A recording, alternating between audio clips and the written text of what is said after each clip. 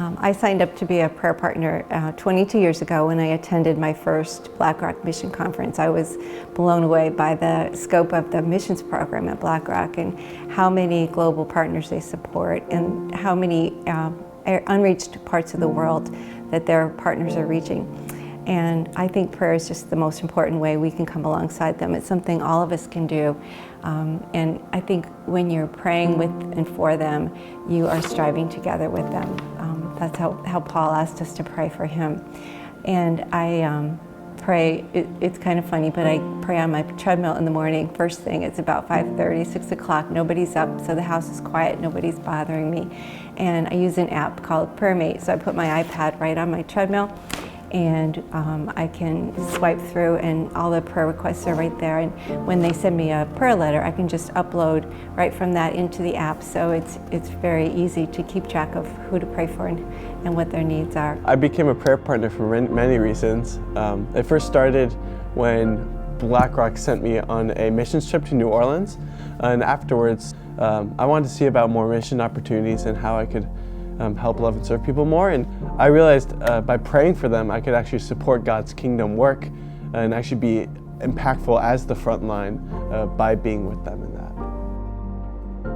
When we moved to Fairfield, one of the things we had prayed about was providing a home that would be filled with guests. And so when we heard the call at BlackRock to host missionaries, we knew that God was asking us to do that. And there's just something that special that happens when you actually get to know somebody's heart. And when you hear the ways that God is moving in their lives with Global Missions, the only response is to pray. You pray for the people that you love, and we found that we had grown a heart to love these people immediately. So the thing I'm finding consistent about missionaries, whether they're speaking at church, whether you're on a mission trip, or they're in your home, is that when you ask, what can we do to help? The response is always prayer. Oswald Chambers says that prayer doesn't equip us for the work, prayer is the greater work. And I just think it's the most important way we can support our global partners. They face such difficulties on the field. And we're like holding them up before the Lord and asking Him to strengthen them and equip them and open the hearts of those they're reaching out to. So I think it's a way all of us can be a part of what they're doing. And as missionaries and volunteers are the frontliners of God's work, I think prayers act almost as rope holders for them, holding them in safety and support, so that if they ever get stuck or lost, they're just a pull away from safety into the love of God and into His protection as well.